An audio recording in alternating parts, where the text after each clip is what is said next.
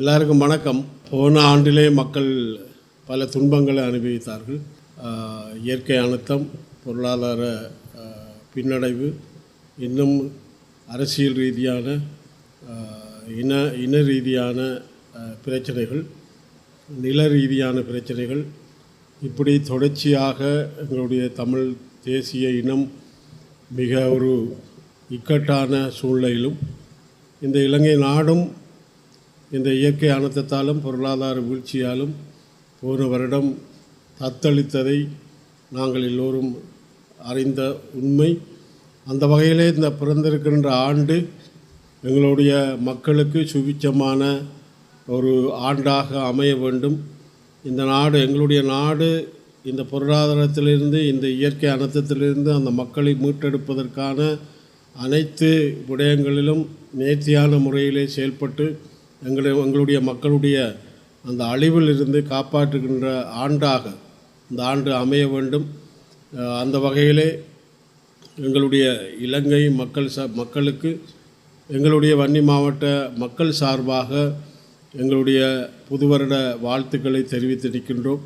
இந்த ஆண்டு நிச்சயமாக எங்களுடைய இனத்தினுடைய அனைத்து பிரச்சனைகளும் தீர்கின்ற ஆண்டாக, அதற்கான முயற்சிகளை மேற்கொள்கின்ற ஆண்டாக இது அமைய வேண்டும் என்று வாழ்த்து நிற்கின்றேன். அண்மையிலே வெளிவிவகாரத்துறை அமைச்சர் இந்தியாவிலிருந்து கௌரவ ஜெய்சங்கர் அவர்கள் வந்திருந்தார்கள். அவர்களை நாங்கள் ஜனநாயக தேசிய கூட்டமைப்பு, இலங்கை தமிழரசு கட்சி, இந்த இரண்டு கட்சிகளும், கயந்திரமார் பொன்னம்பலம் ஆகியோர் நாங்கள் கலந்து கொண்டோம். அந்த அடிப்படையில் எங்களுடைய கோரிக்கை வடமாகாணம் என்பதை விட மாகாண சபை தேர்தலை நடத்த வேண்டும் என்ற ஒரு கோரிக்கையை நாங்கள் முன்வைத்தோம். பழைய முறைப்படி அந்த தேர்தலை நடத்தி அதன் பின்பு இந்த எல்லை நிர்ணயங்களை செய்கின்ற சூழலை உருவாக்கலாம் என்ற ஒரு கோரிக்கையை நாங்கள் வைத்திருந்தோம். அதே நேரத்தில் இந்தியா பொருளாதார ரீதியிலே உடனடியாக அந்த வீழ்ச்சி கண்டபோது இந்தியா ஒன்றுதான் முதல் முறையாக தனது காலை பதித்தது. அதே போல் இயற்கை அனர்த்தத்தின் காரணமாக மக்கள் தவித்த போது இந்தியாதான் முதல் எங்களுடைய மக்களை காப்பாற்றுகின்ற அனைத்து விடயங்களிலும் தன்னுடைய கடமையை செய்தது. அந்த வகையிலே நான் ஜனாதிபதியிடமும் நாடாளுமன்றத்திலும் சொல்லியிருந்தேன், பக்கத்து நாடான இந்தியாவை இருக்க பற்றி பிடியுங்கள், நேசக்கரம் நீட்டி சமாதானத்தோடு ஒரு நண்பர்களாக நீங்கள் இந்தியாவோடு இணைந்து செயல்படுகின்ற ஒரு வாய்ப்பு வருகின்ற போது தான் இலங்கையை நாங்கள் மீட்டெடுக்க முடியும் என்று நாங்கள் கூறியிருந்தோம். அதை நாங்கள் கௌரவ ஜெய்சங்கரிடம் கூறியிருந்தோம். ஏனென்றால் இந்தியாதான் முதல் முறையாக வந்து இங்கு எங்களுடைய மக்களை உதவி செய்கின்ற ஒரு நிலை வந்த பின்பு தான் மற்ற நாடுகள் எல்லாரும் தங்களுடைய அறிவிப்புகளை செய்தார்கள் என்பது குறிப்பிடத்தக்கது. அந்த வகையிலே நாங்கள் இந்தியாவுக்கு நன்றியை தெரிவித்திருந்தோம். இன்னும் எங்களுடைய நிலங்கள் சம்பந்தமாக, நிலங்கள் இந்த திணைக்களங்களின் ஊடாக பல பிரச்சனைகளை எங்களுடைய மக்கள் சந்தித்து கொண்டிருக்கிறார்கள். இந்த இயற்கை அனர்த்தத்திலே குறிப்பாக மன்னார் மாவட்டம் பல இழப்புகளை சந்தித்தது. கால்நடைகள் பல ஆயிரக்கணக்கிலே காணாமல் போய் இறந்ததை நாங்கள் எடுத்து சொன்னோம். அதே போல் மன்னார் மிக மோசமான இருந்த மலையகங்களை போன்று வடக்கிலே மன்னார் மிகவும் ஒரு மோசமான இயற்கை அனர்த்தத்தை சந்தித்தது. அதே போல் முல்லைத்தீவு மாவட்டம், இந்த இரண்டு மாவட்டங்களும் இயற்கை அனர்த்தத்திலே மிக மோசமாக பாதிக்கப்பட்டிருக்கிறது. ஆகவே உங்களுடைய உதவிகள் எங்களுடைய மன்னார் மாவட்டத்துக்கும் முல்லைத்தீவு மாவட்டத்துக்கும், குறிப்பாக வன்னி மாவட்டத்திற்கும் தேவை என்பதை நாங்கள் எடுத்து சொன்னோம். இப்போ அந்த வகையில் எங்களிடம் விவரங்களை கேட்டறிந்து நாங்கள் அதை கொடுத்திருக்கின்றோம். அந்த வகையிலே இந்தியாவினுடைய உதவி எங்களுடைய குறிப்பாக மன்னார், வவுனியா, முல்லைத்தீவு போன்ற பிரதேசங்களிலே கிடைக்க வேண்டுமென்ற அந்த எதிர்பார்ப்பு எங்களிடம் இருக்கிறது.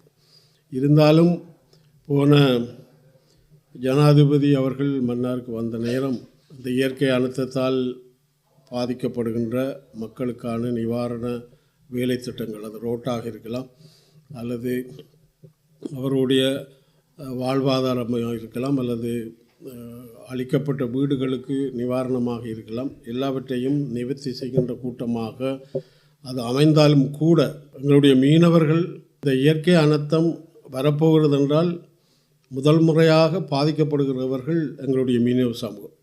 ஏனென்றால் அவர்களே தொழிலுக்கு போக வேணாம் என்று சொல்லுவார்கள். அவர்கள் கடத்தொழிலை நம்பியிருக்கின்ற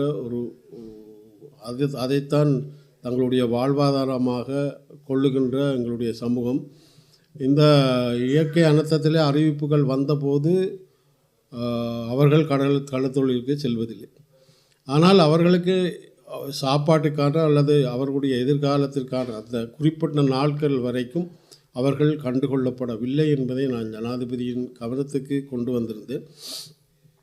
அவரும் உடனடியாக இந்த எங்களுடைய மீனவர் சமூகத்துக்கு உணர்வுணர்வு கொடுப்பதற்கான அழைப்புதலை அவர் கொடுத்திருந்தாலும் கூட இங்கே அது ஒரு மாற்று திட்டமாக இருப்பதாக நான் அறிகிறேன்.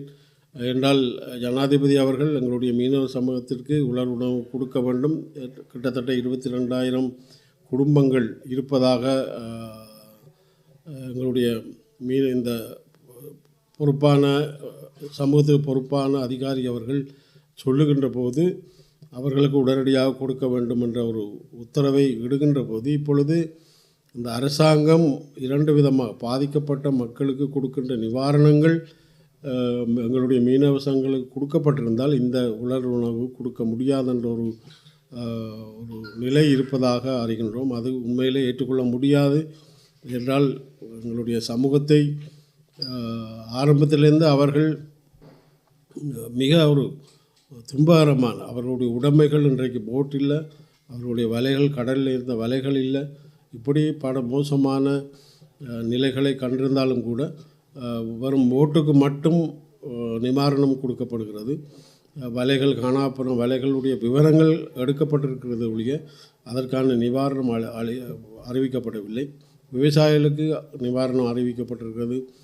இறந்த கால்நடைகள் அது பதிவு செய்யப்படாத கால்நடைகளாக இருந்தாலும் அதை ஏற்றுக்கொள்ளப்பட வேண்டும் என்ற ஒரு நியதி இருக்கிறது. இப்படியெல்லாம் இருக்கின்ற போது எங்களுடைய மீனவர் சமூகம் ஆரம்பத்திலே இயற்கை அனர்த்தம் வருகின்ற போது தங்களுடைய தொழிலை நிறுத்தி எந்த ஒரு உதவியும் இல்லாமல் இருக்கின்ற அந்த சமூகத்திற்கு பாகுபாடு இல்லாது இந்த உணர்வை கொடுக்க வேண்டும் என்று நான் இந்த ஆண்டிலே ஜனாதிபதியிடம் கோர இருக்கின்றோம்.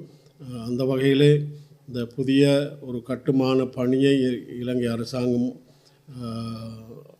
செய்து வருகின்ற சூழலிலே இதற்காக உழைத்த இந்த அனர்த்தத்திலே உழைத்த அத்தனை அதிகாரிகளுக்கும் எங்களுடைய அரசாங்க அதிபர்கள், பிரதேச செயலாளர்கள், கிராம சேவையாளர்கள், இன்னும் எங்களுடைய கிராமங்களில் இருக்கின்ற அமைப்புகள், பொது அமைப்புகள், சங்கங்களுடைய உழைப்பு, இப்படியான அனைத்து உத்தியோகத்தர்களும் தங்களுடைய உயிரை தங்களுடைய குடும்பத்தை மறந்து அந்த எங்களுடைய மக்களுக்கு சேவையாற்றுகின்ற சேவையை செய்தார்கள். அந்த வகையிலே இந்த ஆண்டிலே அவர்களுக்கும் எனது நன்றியையும் பாராட்டையும் தெரிவித்துக் கொள்கிறேன்.